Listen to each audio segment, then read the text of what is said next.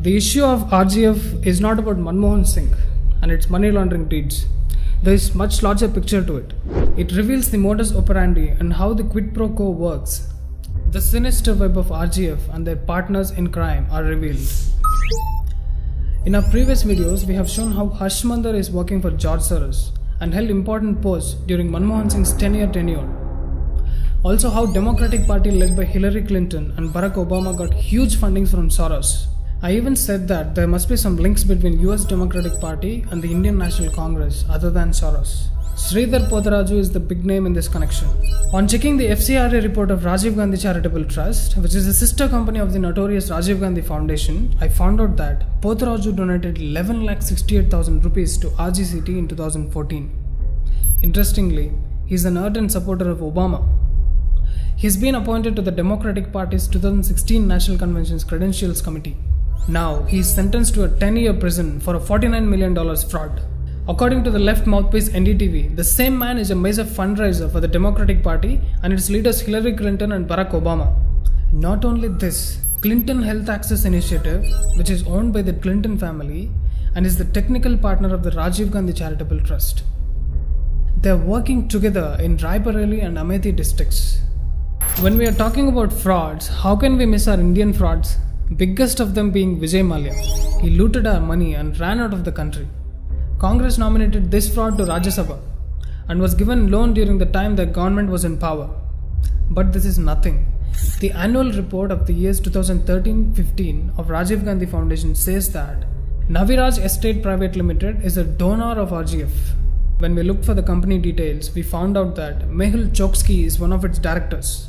The same Mehul Choksy along with Nirav Modi were the prime accused of the $2 billion Punjab National Bank scam, and they fled from India when the government ordered the authorities to catch them. Interestingly, the Clown Prince of Congress alleged that Mehul Choksky deposited money in Arun Jaitley's daughter's account. He didn't even provide any document to back his words. Mehul Choksy ने finance minister की बेटी के bank account में पैसा डाला है और finance minister Mehul चौकसी भाग गया ना.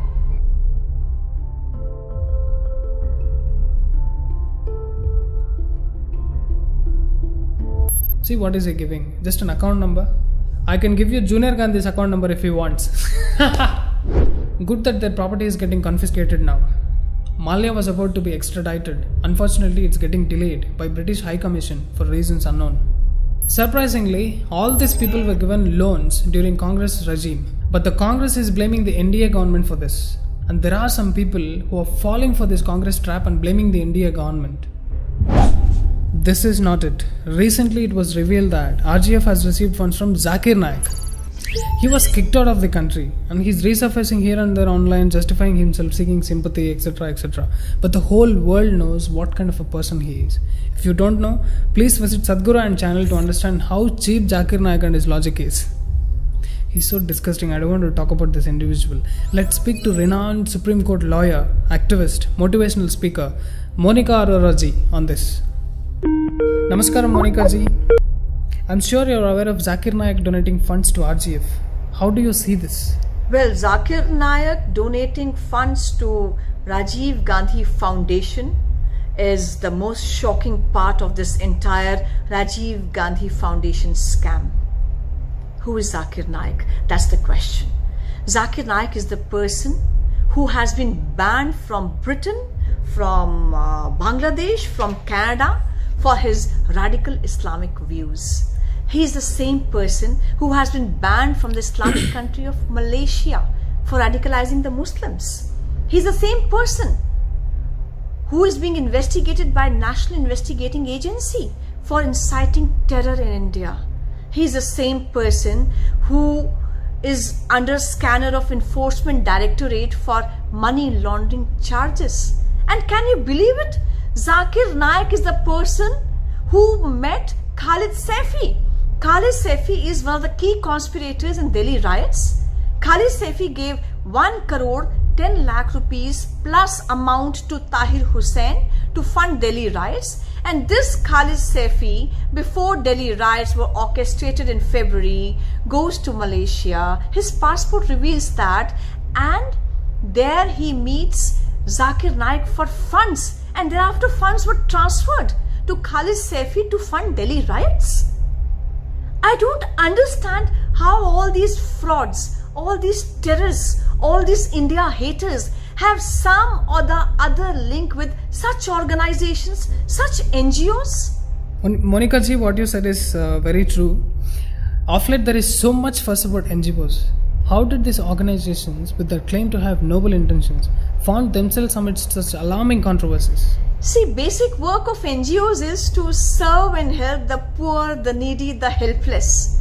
But here we have these NGOs who are utilizing millions of dollars and rupees received by them as funding for the poor to brainwash the people, to create divisions in society, to incite terror in India, to incite people and students against democratically passed laws like Citizenship Amendment Act, which had nothing to do with Muslims, but it was projected as if this is anti-Muslim. Team String is doing a wonderful work in exposing this Hate India Brigade. I wish Team String all the best in life and all the best in all such endeavors. Thanks for having faith in us, Monica ji. As long as we are alive and safe, we'll do our best in unearthing the conspiracies against the nation. Thank you. Thank you for joining. When we have gone back to Soros, one organization comes to my mind, which is HRLN. In 2007-8 annual report of RGF, they were also amongst the donors. There is also an organization by the name Social Legal Information Center. This organization is the parent organization of HRLN. HRLN is fighting cases for Rohingya Muslims living in India, which they have mentioned in their website. You can read here that they helped Rohingyas to get out of prison who entered our country illegally. How can these Rohingyas manage to pay the heavy fees of such big lawyers? Most of these lawyers are Supreme Court lawyers. To know this, let's open the foreign funding sheet of SLIC for 2016. SLIC had received donations from George Soros' Open Society Institute, which must have been utilized by HRLN. On the other hand, when I visited the Open Society Foundation's official website, I found out about this article, where it stated that $10 million were given to help Rohingyas. If you don't know much about Rohingyas, I'll tell you in short. SLIC also received donations from Miserer and Bread for the World. HRLN also received support from various evangelical and church-based organizations. For example, some of its partners and supporters include EED, Christian Aid, Churches Auxiliary for Social Action, Dawn Church Aid, along with several European government agencies. These are Christian missionaries which carry out the conversion business. And the last in the list is Lawyers Collective. This organization has a very familiar name associated with it, Indira Jaising. Yes, the same Indira Jaising who received 4 lakhs from PFI. The same woman who is directly on the dock of George Soros' Lawyers Association.